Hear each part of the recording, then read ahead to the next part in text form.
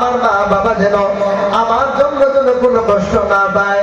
ও মা, আপনাদেরকেও খেয়াল রাখতে হবে, আমার ছেলে সন্তান যেন সাহাবীওয়ালা আমলদেরকে আমি শিখাই, সাহাবীওয়ালা আমল শিখাই।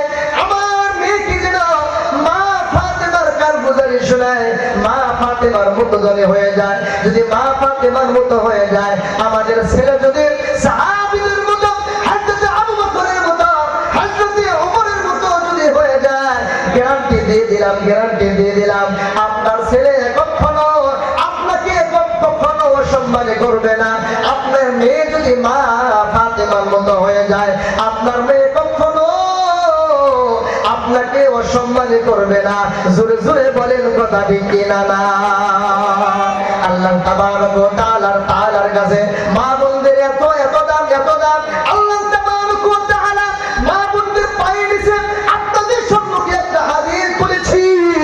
আল্লাহ নবী সাল্লাল্লাহু আলাইহি ওয়াসাল্লাম বলেন, আল জান্নাতু তাহতা কদামিল উম্মাহাত, পুরুষদের পায়ের নিচে জুতা থাকে, আমাদের মা বোনদের পায়ের নিচে আল্লাহর জান্নাত থাকে। বলেন সুবহানাল্লাহ।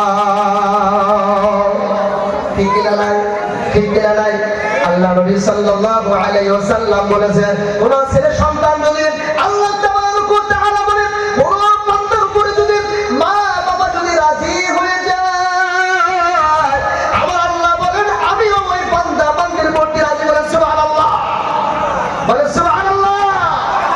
ও আমার যুবক ভাইরা, বৃদ্ধ বাবাজিরা, যাদের মা বাবা নেই, যাদের মা বাবা আছে, আমরা সবাই খেদমত করবো, ঠিক কিনা নাই? মাকে মহব্বত করবো, বাবাকে মহব্বত করবো, বড় ভাই আছে ভাইকে মহব্বত করবো, বাড়ির সবাইকে মহব্বত করবো।